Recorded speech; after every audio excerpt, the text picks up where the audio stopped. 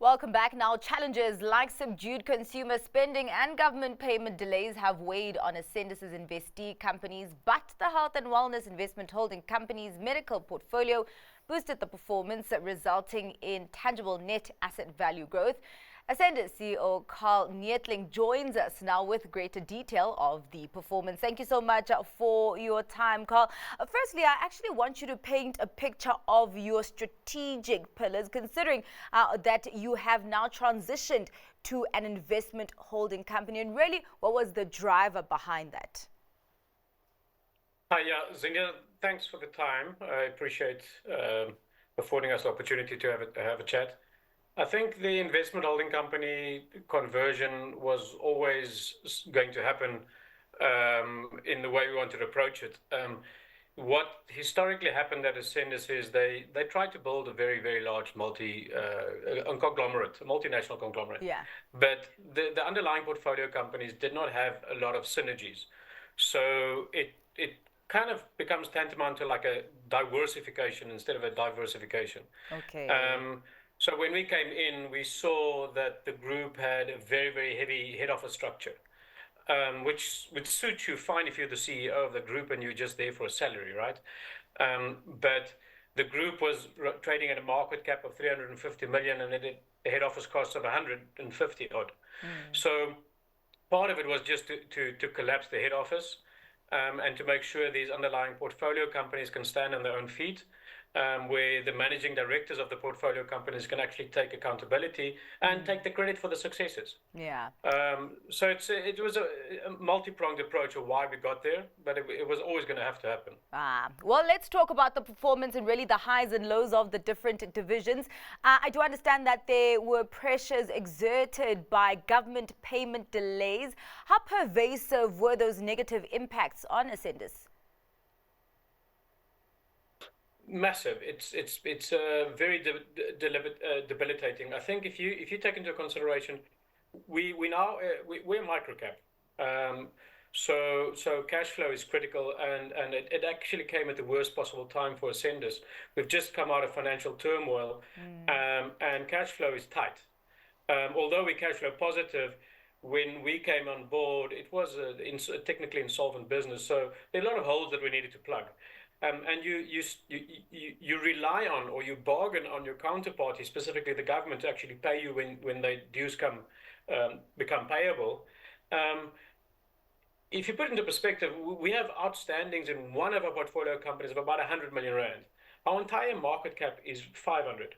So a quarter of our entire market cap is stuck in payables that have not come through. And we've made plans for the group for the recovery. So it's been one of multiple setbacks that we've actually experienced. But I think the team's managed exceptionally well. I think RMB, Rand Merchant Bank's been very, very accommodating as our financiers to help us through this temporary situation. Yeah. And it's just frustrating, right? We're a tiny South African company. We're not a large multinational that can absorb this. So it's been disappointing, I guess is the right word. Is client diversification then key at this point? Yes, very much so. So in the medical devices, we have specific exposure to government, right? And it's interesting because we have, give or take, 5 businesses in the medical devices side. Some of them when I came on board, did no business in government. And when I asked them why, they said, listen, your payment is too slow, we can't afford it. Yeah. Other businesses had 80 or 90% government businesses alone. And you need a balance. So where some of the businesses only did private business, they're losing a lot of business, and we've changed that dynamic to move to have a 50-50, right? So the diversification is absolutely critical. What I can say for the medical industry, the hospitals and Discovery, although they're very tough in negotiations with pricing, they pay. So you can rely on them. It's a reliable partner to have. Yeah. So you can balance the payment on the one side versus decent business on the other side We'll talk. that just pays a bit slower. Okay. We'll talk about pricing. I did see some pressures also in the consumer portfolio. Just talk to me about the biggest headwinds there, and are there any signs of those abating, considering, I guess, maybe the better consumer position at this point? I think our suppression in our sales was internal, Yeah. Okay. not so much external. So it was self-imposed. Um, Ah. what we had multiple restructuring processes going on when I came on board to save the company. One of them was to outsource our manufacturing. We Okay. had internal manufacturing. It had, that business was loss making up to the tune of about 60 million rand a year. And in this transition to a new supplier, you will have teething problems. I think the teething problems that we've had was very limited. So I'm very impressed with the team that actually helped us with that. Um, and as a result of that, we had out of stocks on lots of products. So the suppression in sales was largely our own doing. We can't blame anybody else, but it's the best thing that we could have done. We are very well poised now for growth in that division. So I'm actually very excited. The numbers don't show it, but I'm a lot more excited about the consumer side now than I am of the medical side, medical devices side. I'm interested because there's a lot that you have done to fix the business and that you are still doing.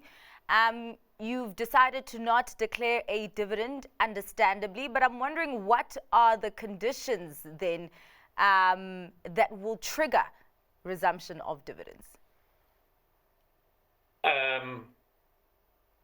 I would think only, and this is because I'm at the helm, right? Yeah. So I might get some flack for this. I think only from shareholder pressure.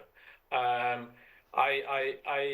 I don't always follow Warren Buffett's methodology or not always agree with it, what I do believe in is the minute you start giving shareholders money, it means that you don't believe that you have a better way to deploy the capital. And if people don't believe in your ability to deploy capital, they shouldn't own your shares, and then they can sell it, right?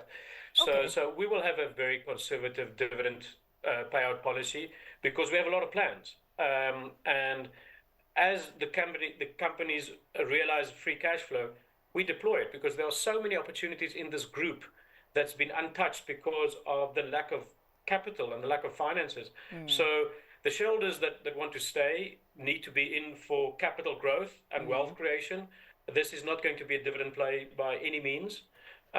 So maybe people don't like to hear that, but that's where we are. That's the reality of Ascendis. I mean, people didn't like hearing that from one of your clients that you mentioned earlier, a big company that I'm not going to mention, but they were also in a big investment phase where they weren't giving shareholders dividends. They recently resumed those. But just talking about that deployment of capital, what are your priorities looking like in the medium term? If I can just take a step back, my actual core expertise is I'm a fund manager by trade. So allocation of capital comes absolutely naturally to me. So I won't necessarily, we have 7 or 8 underlying portfolio companies. We have management teams in each one. I won't necessarily look at a specific region. I would look at the team. Do I rely on them? Do I trust them? Is the opportunity viable? Do the numbers make sense? And can we add value by allocating that capital there? So here at the moment, we have 5 or 6 opportunities on my table that we just can't do all of them. Yeah. So it has to be, there needs to be a very significant risk-adjusted return for the group and the numbers. Our COO, Piet van Zyl, recently did a little bit of a calculation on the current small acquisitions that we've done. And it's very comforting to see that the returns there are significantly higher than what the current portfolio is already generating. So it's about the return on investment in the medium term. It's not, we're not here for short-term gains. All right. Well, thank you so much for your time and for that very robust conversation. Really, really appreciate your insights, Carl. That was Carl Neethling, CEO of Ascendis.